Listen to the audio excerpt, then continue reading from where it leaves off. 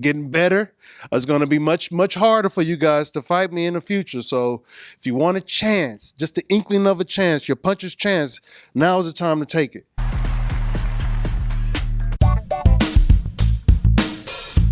This is the Schmo with the Pro. He's 17-6. He's the number 4th ranked UFC middleweight, the Killer Gorilla, Jared Cannonier in the flesh, back at ARIS. How we doing, my man? I'm doing great. I just finished a good little workout here, getting right back into it.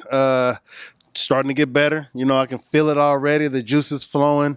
Waiting to see what happens. What I'm saying? The middleweight division is kind of bubbling right now. So I'm right there at the top. So, yeah, I'm here. I'm ready. Good juice is flowing. This is the same friendly confines. You and the Schmo did that workout, getting ready for that Marvin Vettori fight. You came away victorious, 2-fight win streak. Most recently, it was Marvin Vettori and Sean Strickland. You're right there in the mix in this middleweight division. Absolutely. I would say that I'm next, considering what's recently unfolded with the champion and the supposed contender. So I would say that I'm next in line. You know what I mean? Yes, that's it. I feel like I'm next.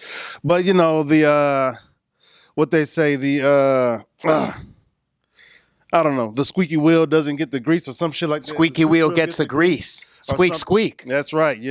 So you got some guys out there squeaking away and, the champ hears the squeaks, I guess. He doesn't really hear the stomps of the gorilla trunching through the woods. So it is what it is. I'm going to keep doing my thing. I'm going to keep getting better. And when my time comes, I'm going to be ready. Well, let's unpack the situation. You have Dricus Plessis putting away Robert Whittaker in the most recent UFC fight. Then you get Izzy going inside the cage for that face-off. Dricus presumably isn't going to be ready for Sydney, Australia, UFC 293. So you got Izzy going on social media calling for Sean Strickland next, not you, Killer Gorilla. So if Sean Strickland gets the next title shot, how would that make you feel? Oh, I wouldn't feel any way about it. I mean, it'll be good for Sean Strickland. I know he's wanted it for a good little while, and I know that Izzy has wanted to fight him for a good little while. It'll be good entertainment, television, if you will. But, the way the rankings stack up, the way that my last opponent, the way that my last fights have gone, the way that his last fights have gone, it just doesn't make sense. I feel that I'm definitely ahead of Sean Strickland in the line of who gets the title shot next. There are sentiments that, the champ picks who he wants and stuff, especially considering the situation that he's beaten most of us at the top of the division. I feel that he scraped away with that victory against me. You know what I'm saying? I didn't do much of anything to get things done, and I nullified a lot of his attempts. So he didn't beat me handedly. You know what I mean? So I think that will make for a more competitive fight, especially considering that I'm way more motivated now, more invigorated to get in there and make things happen. That's going to make for a better fight. So, or he can, fight a guy who's going to try to poke at him with jabs and sit back at long range or rush in and just be a punching bag for Israel. So we'll see what happens. What about Dricus Plessis in this situation? Is he the number 1 contender in your eyes, Killer Gorilla? He's up there. He did beat Robert Whittaker, a legend in the sport, a namestay in the top of the division. So, I won't say that he's not a number 1 contender. I would definitely say he's a contender. He's up there with us. But I can't take it away from him. I mean, with what he did in his last fight, that performance against Robert Whittaker, I can't take it away from him. But as far as competition goes, I feel like I'm up there. You know what I mean? If he doesn't want the spot the position, the opportunity he's been given, I'm here. I'm ready for it. It's my turn. It's my time. I'm next in line, you know what I mean? So if anybody want to take that away from me, they can come up here and fight me, you know what I mean?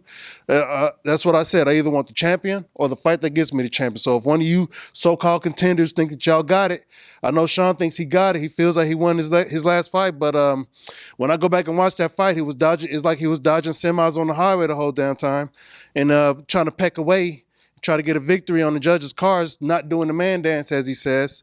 So, you know, I'm in there trying to knock these fools out. You know what I mean? Marvin was game. He stood in there. He took those shots. It was like fighting a Rocky statue. It was pretty good. He walked out to that Rocky music. It was just like fighting a Rocky statue. You know, that bronze statue in Philly. So I'm the man. I feel like I'm the one who's next in line for that title shot. But again, we got to wait and see what the guys who sign the checks and make the contracts do. But that's my position. That's what I'm screaming out. That's what I'm telling people. That's what my managers know. That's what they're going to shoot to the matchmakers. And that's what happened at the post-fight press conference the night you beat Marvin Vettori. You said you're ready to fight a number one contender fight if they don't give you the title shot. People brought up the name Khamzat Chimaev, so you were rumored to be facing that man UFC 294 in Abu Dhabi, but it was just announced he's facing Paulo Costa. Was that fight close, you and Khamzat Chimaev, or is that just talk? That was just a rumor mill spinning, you know. But the rumor mill showed some, you know, compelling evidence, if you will, you know. Him and Khamzat and his coach posting videos, watching videos, you know, video footage and stuff, presumably of me in some of my fights. But, again, that's just a rumor mill spinning. I never got any calls from the UFC. Nobody has said my name as far as his team or my team or the UFC. So just a rumor mill spinning. It was a possibility. I was down for it. You know what I'm saying? I mean, you guys, everybody heard what I said in my post-fight interview. I still stand by that. I still hold to that. It is what it is. And again, I'm here waiting in the wings, getting better. It's going to be much, much harder for you guys to fight me in the future. So if you want a chance, just the inkling of a chance, your puncher's chance, now is the time to take it. Would the Killer Gorilla put his name in the hat as an alternate fighter? Would you weigh in Sydney, Australia, for that middleweight title if they asked it to the UFC? I would, but Sydney's a long ways away. You know what I mean? But yes, sure, why not? You know what I mean? I don't mind collecting a nice little paycheck, a trip to Sydney, potentially taking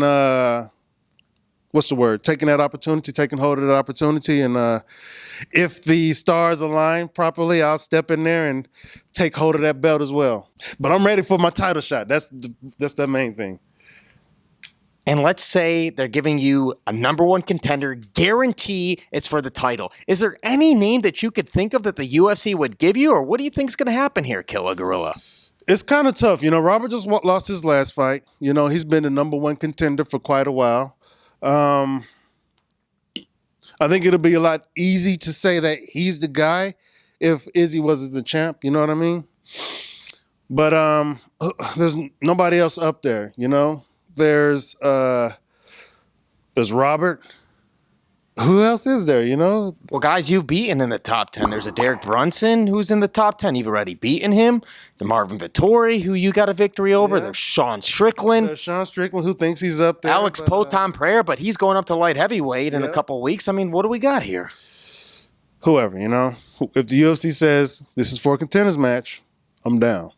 But, you know, I don't run from no fights. I accept all fights. The only reason why I have to pick and choose my fights now because I'm at the top of the division, getting closer to the title, and that's the goal. You know, other than that, I just love fighting.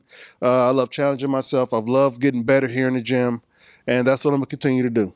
And you love the heat here in the desert, summertime, Phoenix, Arizona. Yes, record-breaking heat, just like my last record-breaking performance. I think I've had consecutive triple-digit days here, days over 110 degrees. But I wasn't here for most of it. I just came back from Alaska, a nice little trip up there, up north. Caught a fish and cooked it. Salmon? Yeah, caught a salmon and a trout, a small little trout, but I caught the salmon and cooked the salmon.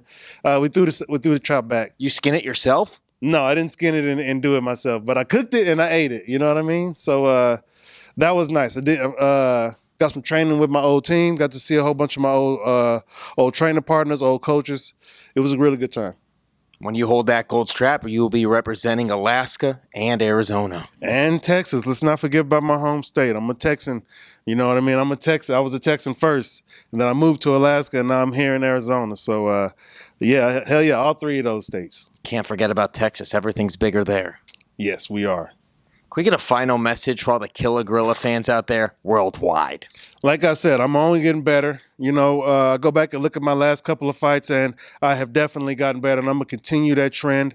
And you guys are going to see in my next performance, I'm going to be better than last time, maybe break some more records, or hopefully finish these guys, and we won't. And might not even have an opportunity to break those records. But that's my goal. I'm here to fight. I'm here to hurt some people. I'm here to collect some checks and a belt. And break necks. And break some necks. Hell yeah. He's the pro. I'm the Schmo at ARIS, Phoenix, Arizona. We're out.